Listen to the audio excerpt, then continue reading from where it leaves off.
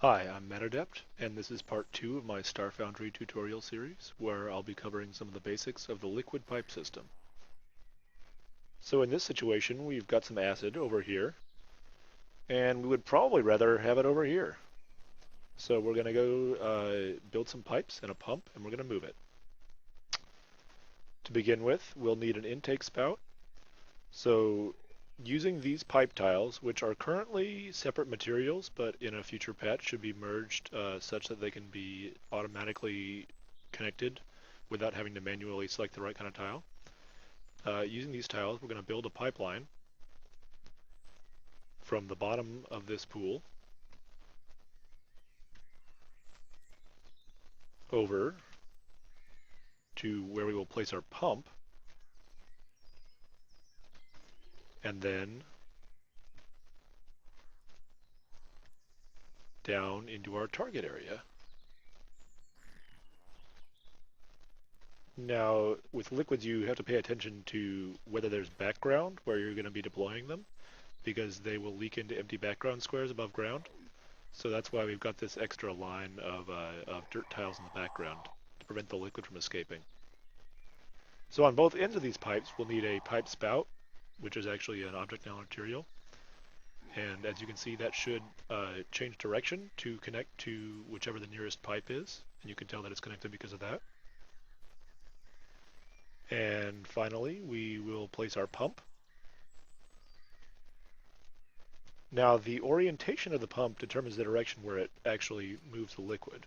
So if you look at this arrow there, which is the direction the player was facing when it was placed, that should move liquid from this pipe spout over to this one.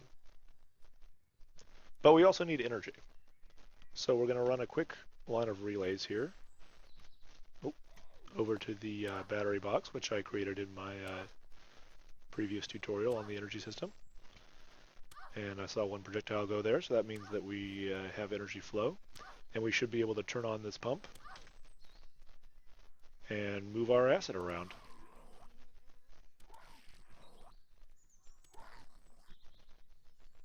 So that's the most basic use of liquid pipes, just moving liquid from one place to another. Another simple thing you can do is store it in tanks. So we're going to remove this pipe spout and instead connect a liquid tank there, which as we can see is currently empty.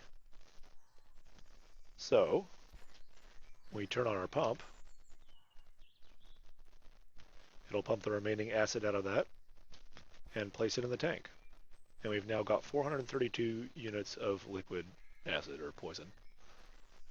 Now, one square or tile worth of liquid is approximately 1,400 units, but that changes depending on the pressure of the liquid.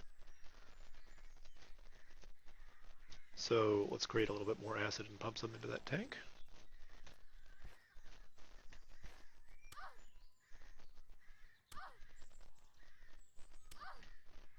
And we'll be able to see this indicator bar slowly fill up as the tank approaches its capacity.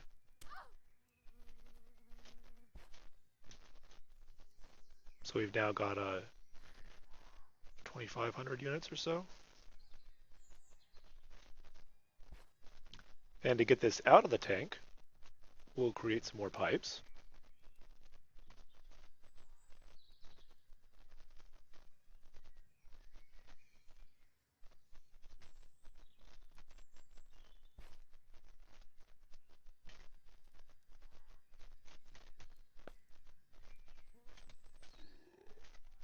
And another location to place some acid. Making sure that we've got background blocks covered so it doesn't leak out. And place another pipe spout. And now, to actually let the acid out of the tank, we could place a pump along this line in order to move it quickly, but tanks can also output passively if they have a switch connected to the appropriate node. So we're going to get some background material and place our switch and connect it to the node on the left side because that's the side we want to output from. So now, when we flip the switch, our tank will slowly drip acid.